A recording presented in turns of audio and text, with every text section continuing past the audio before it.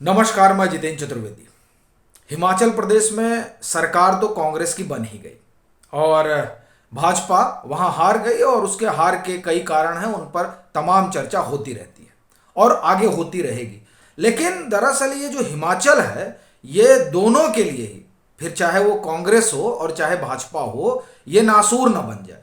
और ये इसलिए कहा जा रहा है चूंकि जो सियासी घटनाक्रम है वो ये बता रहा है कि ये जो जीत है ये कांग्रेस में भी हलचल पैदा करेगी और भाजपा के लिए तो मैं ये कहूं कि गले की हड्डी बन सकती है। कैसे, उसी पर हम लोग बात करेंगे। शुरुआत हम कांग्रेस से करते हैं क्योंकि जीत तो वहां कांग्रेस की हुई है।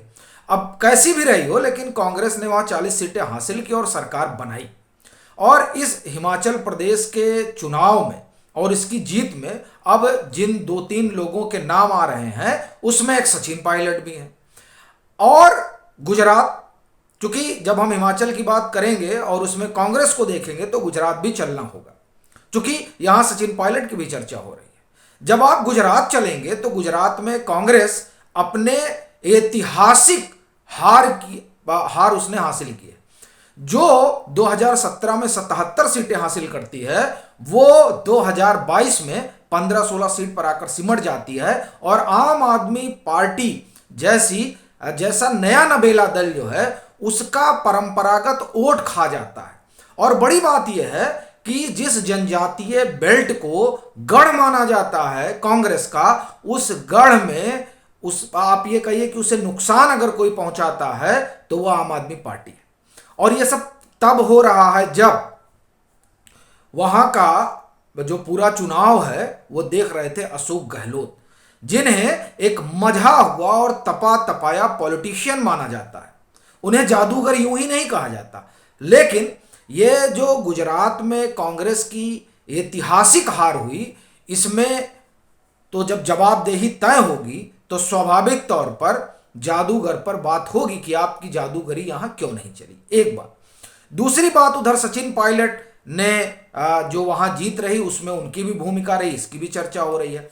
अब इन दोनों बातों को लेकर आप चलिए राजस्थान के भीतर जो सियासी घमासान है उसमें एक पोल है सचिन पायलट और दूसरे पोल हैं अशोक गहलोत। कहा जा रहा है कि ये जो हिमाचल की जीत हुई है, इस जीत ने कद तो जरूर बढ़ाया है सचिन पायलट का, और जो गुजरात में जिस तरह का पराभव हुआ है कांग्रेस का, उसने सवाल तो उठाया है जादूगर पर।